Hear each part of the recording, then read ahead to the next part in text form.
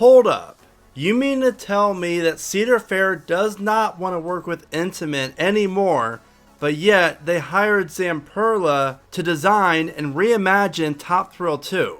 But wait a minute, isn't the coaster team at Zamperla filled with ex-Intamin employees?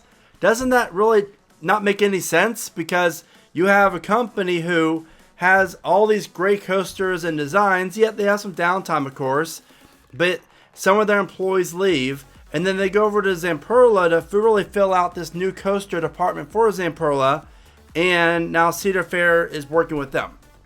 My name is Brandon, this is Theme Park Predictions. Here's all my thoughts of this puzzling move, as well as my updated thoughts on Top Thrill 2 at the moment. Now, I do understand why theme parks don't want to work with manufacturers for certain reasons, like RMC, Intamin, or other manufacturers out there. Like, I understand it. However, something that we all need to know is there's always two sides to the equation, and it's not just Cedar Fair. It could be RMC, it could be Intamin as well. Maybe Intamin doesn't want to work with Cedar Fair and vice versa, but usually it is a theme park not wanting to work with the manufacturer. I think it's really kind of ironic that Cedar Fair wants to work with essentially the new Intamin, Zamperla, but not with the old Intamin, even though a lot of people that worked with the old Intamin is now working with Zamperla.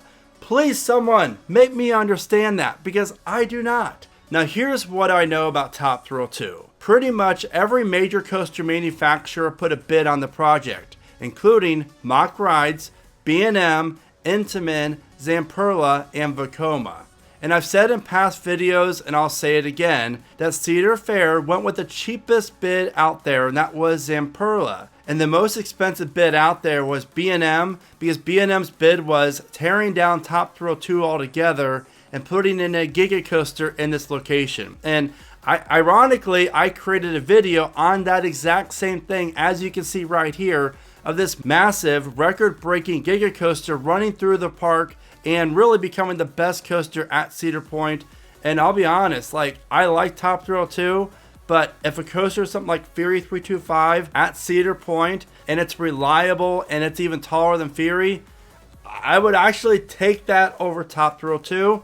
Maybe it's just me, maybe you agree, let me know in the comments. Because here's this design that Escape Designs and I created, and I gotta say, this coaster is legit a top 10 worthy coaster, if not the best in the world, if it would ever be built. But sadly, we have Top Thrill 2 designed by Zamperla that features 3 trains and a mediocre rollback. Now, here's the good news, and that is Mock Rides did put a bid on Top Thrill 2, but obviously Mock Rides is one of the more expensive manufacturers. That did not happen. But the really good news out of all this is we have a great looking coaster, and Zamperla, I'll say it, they're doing, as far as right now, they're doing a really good job. I mean, there's still a lot to be done before this thing is built and tested. But from what I see right now from Lake Erie Lifestyles, be sure to go follow them on Twitter, as well as subscribe to their channel, because they provide fantastic updates of Top Thrill 2. This project looks like it's going to be fantastic. I really am excited about it. I'm just very interested to see exactly how everything's going to play out. Will this be reliable? And how's capacity going to be? And I predict that over the next 2 weeks, we're going to really see construction amp up before the Thanksgiving holiday. I might even go as far as saying the spike could be completed before the holiday. I know it's kind of pushing it a little bit there, but if all the supports and track are in motion to the point, then I really do think it's possible, because again, there's multiple cranes on property and those cost a ton of money per day to rent.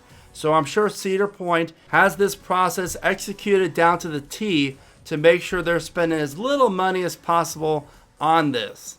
And in my opinion, since the new Zamperla is the old Intamin and the old Intamin is the new Intamin, Cedar Point should have just went with Intamin to begin with, because that's what most of us wanted. But what do I know? I'm just some guy who creates YouTube videos from Ohio. And if you want to see my video about that Giga Coaster replacing Top Thrill 2, then you have to check out this video right here.